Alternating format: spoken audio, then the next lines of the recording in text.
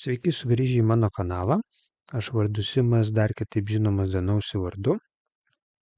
Šį kartą grįžtu su vaizdo įrašu iš beveik viskas apie serijos. Ir kalbėsiu apie stalo žaidimų skelbimus grupėse ir ne tik. Taip pat norėčiau priminti apie 100 prenumeratorių žaidimą.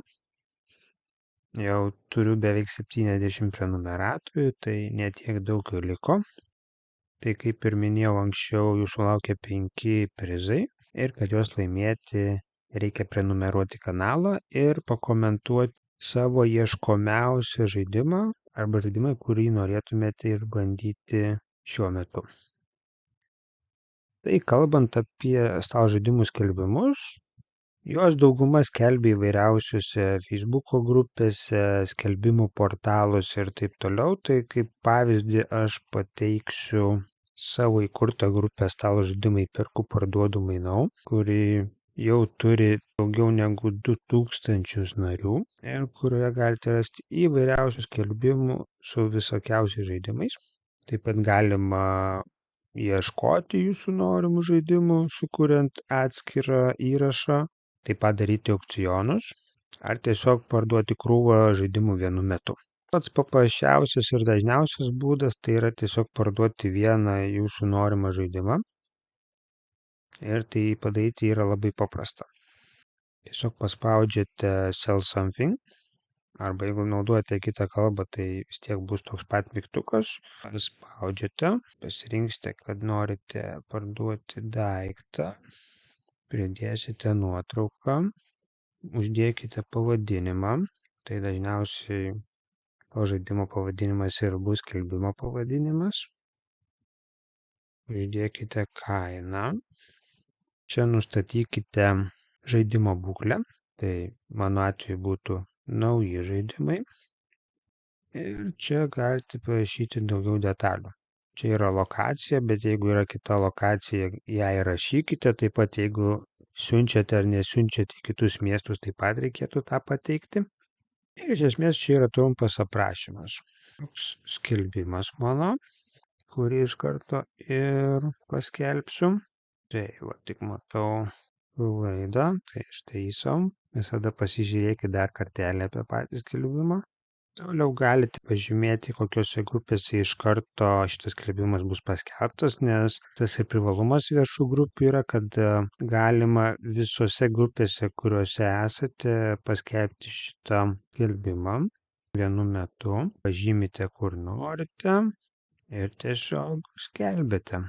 Dar ko nepaminėjau, tai šioje grupėje galima skelbti ir skelbimus anonimiškai, kas irgi yra vienas iš variantų. Taip pat tokiose grupėse labai lengva sekti savo skelbimus ir juos tvarkyti. Tai tiesiog nueinate į savo parduodamus itemus ir viską matote. Kas parduota, kas neparduota ir panašiai. Galite vėl iš naujo paskelbti, tai labai patogu.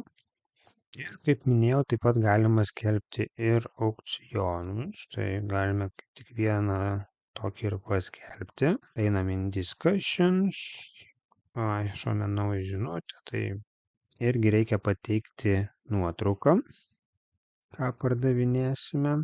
Tai kaip pavyzdį noriu aš parduoti likusias korteles iš Marvel Legendai žaidimo.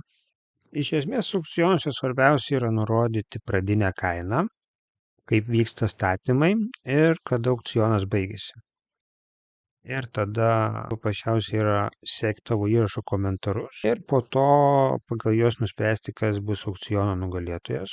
Trumpai parašiau, koks aukcionas yra. Tai svarbiausias dalykas yra pradinę kainą nurodyti, kokie kėlimai vyksta, kur tos kėlimus daryti. Ir kada baigsis aukcionas ir kokiu būdu bus nuspręstas nugalėtojas. Ir ar galėsite siųsti ar ne. Ir tokiu būdu galite skelbti ir aukciono tipo skelbimus. Naviguoti tokioje grupėje yra labai paprasta. Tai Buy and Sell sekcijoje tiesiog skelbėte savo žaidimus, kuriuos norite parduoti. Aišku, paprasčiausia būtų, jeigu skelbsite vieną produktą arba kelis produktus, bet jie yra tarpusavyje susiję, kuriuos parduodate ar kaip vieną dalyką arba atskirai.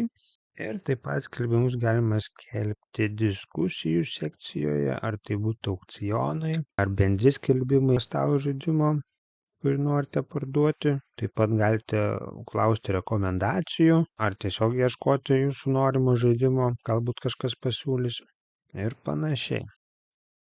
Taip pat mačiau, kad lietuviai naudoja ir skelbia savo skelbimus Geek Marketo sekcijoje iš Board Game Geeko, kur irgi variantas.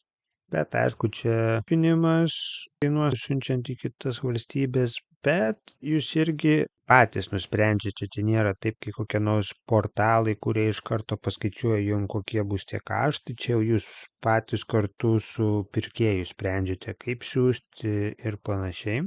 Tas irgi yra variantas, ypač pardavinėjant retesnius žaidimus ar jų priedus, nes Lietuvoje vis tiek rinka yra mažesnė negu toje pačioje Lenkijoje, Vokietijoje ar UK. Siunčiant į ne ES šalis reikia visada turėti omenyje, kad gali būti skaičiuoti mokesčiai ir panašiai. Bent jau anksčiau taip pat buvo galima siūlyti savo žaidimus, kurių jums nereikia parduotuvėms, kurios prekiauja žaidimus. Ir tokiu būdu ar prašyti kredito, ar pasimainyti į kitą žaidimą, ar paprašyti nuolaidos ir panašiai.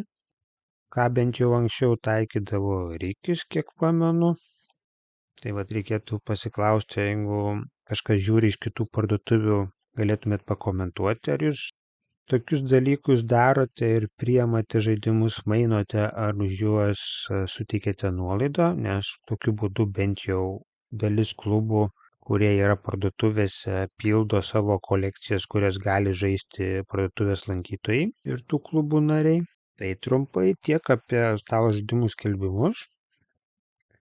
Visada nebijokite pardavinėti savo nereikalingų žaidimų arba kurių tiesiog nežaidžiate, nes visada bus geresnių žaidimų, kuriuos galėsite įsigyti vietoj tų, kuriuos parduosite arba kurių jums nereikia. Taip pat visada galite žaidimus dovanoti ir netaukoti, nes stalo žaidimas, kuris, pavyzdžiui, jums nepatinka arba jau jums nebeįdomus, gali tikrai būti labai geras pasirinkimas kitam žmogui ir suteikti jam daug džiaugsmo. Tai trumpai tiek. Laukiu jūsų komentaro. Neužmirškite apie 100 prenumeratorių žaidimą. Ačiū už jūsų dėmesį ir iki kito karto. Iki.